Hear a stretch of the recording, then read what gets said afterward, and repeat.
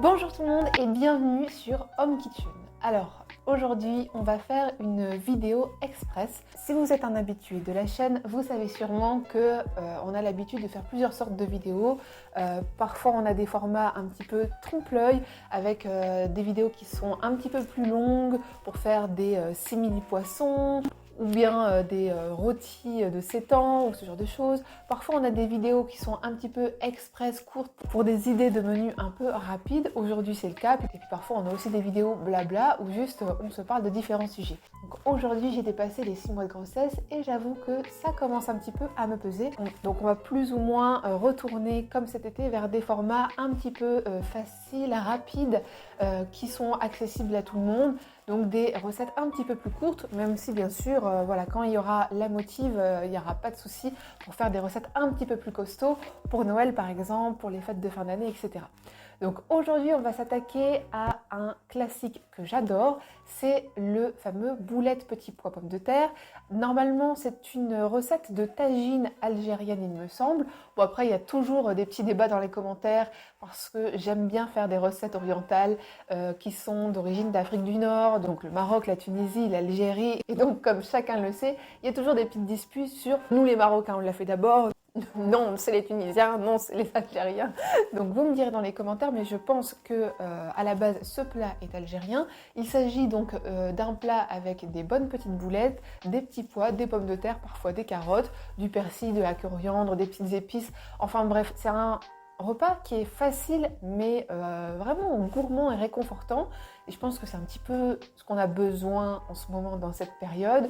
De grisaille, un petit peu où le mauvais temps revient, où il y a un petit peu de stress ambiant, donc on a envie de manger des choses un petit peu cosy. En tout cas, moi j'en ai vraiment envie. Aussi, nouvelle petite chose, j'espère que vous m'entendez bien parce que j'ai fait l'achat donc d'un micro pro, en tout cas c'est ce qu'il était marqué. Donc c'est la première fois que j'utilise et j'ai vraiment essayé de comprendre tout au réglage, au son, etc. Donc j'espère que vous m'entendez bien. Si vous avez le courage, faites-moi un petit retour dans les commentaires, ça me ferait super plaisir. Comme ça, du coup, je sais si ça fonctionne, tout ce petit schmilblick. Et sinon aussi, pour la semaine prochaine, j'aimerais bien savoir votre avis. Vous savez que j'adore faire toutes sortes de pains. Moi-même, je suis passionnée de cet art, on va dire presque, de pain. Et je me disais que, comme aujourd'hui, on faisait une recette qui se sauce, soit la semaine prochaine, on faisait une recette pour rester un petit peu dans le thème de pain algérien à la semoule extra fine, soit on partait sur du sucré, parce qu'on va bientôt arriver vers Halloween ou Samhain pour les connaisseurs. Et j'aurais bien fait aussi une petite recette de loukoum vegan. Donc voilà, c'est comme vous voulez, comme j'hésite encore, je vous laisse décider. Donc tout de suite, c'est parti pour la liste des ingrédients. D'ailleurs, pour aujourd'hui, j'ai acheté mes boulettes préférées. Mais bien sûr, si vous voulez les faire vous-même, il y a une recette sur la chaîne qui s'appelle boulettes suédoises, où j'avais fait des petites boulettes à base de lentilles, de protéines de soja texturées, d'oignons, de noix concassées, etc. qui est une très bonne recette.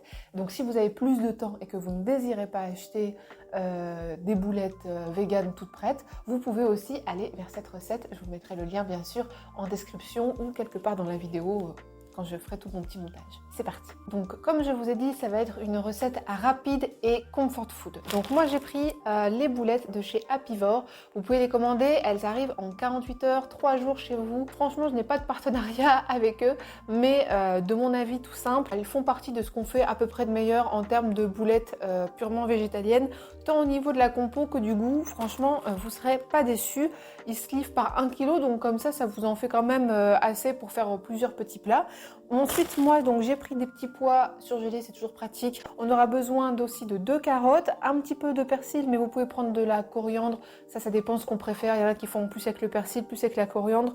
Moi, pour ce plat qui va être mijoté, je préfère travailler avec le persil. Un peu d'oignon et d'ail, des pommes de terre, évidemment, de l'huile d'olive.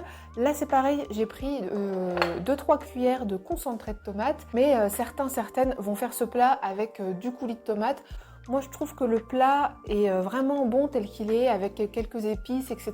Et après on a plus l'impression d'un plat de boulettes à la sauce tomate que vraiment de boulettes à l'orientale. Non pas que j'aime pas les boulettes à la sauce tomate, mais c'est complètement une autre recette. Puis moi je préfère faire ça un petit peu plus l'été. Là je vais partir sur d'autres plats un peu plus à la crème et tout, tu vois. Donc en termes d'épices, on va rester aussi très simple. Vous mettrez du cumin, du paprika ou du piment doux et du curcuma. Voilà, 3 épices qui sont essentielles. Et là, je me suis mis tout sur moi, c'est pas grave. Donc voilà, donc c'est parti maintenant pour la recette. Vous allez voir, ça va vraiment super vite.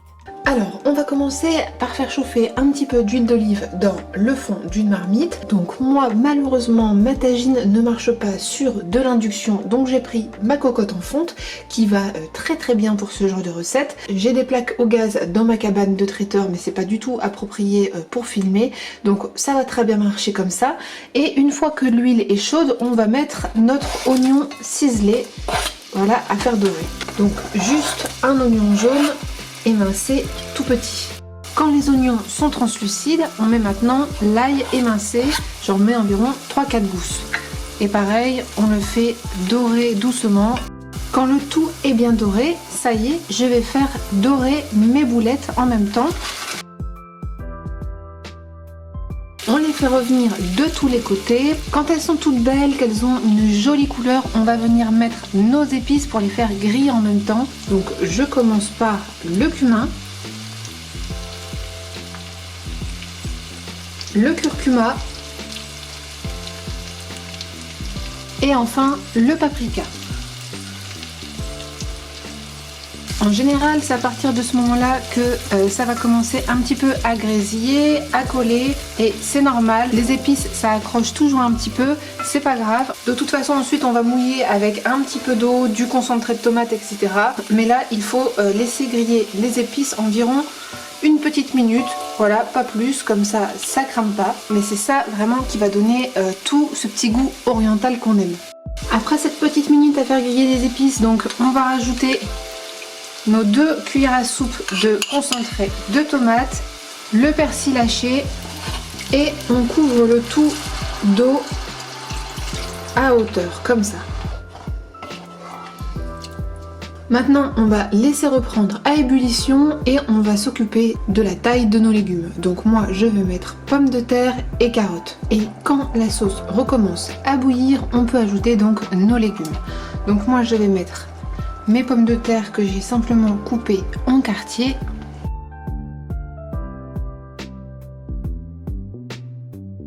Mes 2 carottes. Je recouvre un petit peu d'eau pour que tout puisse vraiment bien cuire, bien être immergé dans la sauce. Pour les petits pois, je vais vraiment les mettre un petit peu plus tard. Moi j'aime vraiment pas quand les légumes sont bouillis comme dans les boîtes de conserve.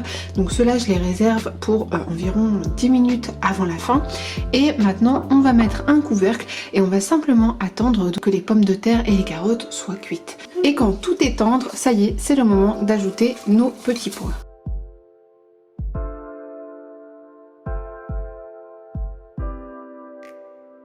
Et voilà les amis, la recette est finie. J'espère que le résultat vous donne envie. Moi, c'est vraiment un de mes plats favoris. Très simple mais pourtant tellement réconfortant. D'ailleurs peut-être vous pouvez entendre le bruit de la pluie. Il fait gris, il pleut et tout ce qu'on a envie c'est des bonnes pommes de terre avec cette sauce riche aux boulettes. Donc sur ce, je vous quitte pour aller goûter tout ça. N'hésitez pas à me dire ce que vous en avez pensé dans les commentaires et je vous retrouve très vite sur Home Kitchen. Bye!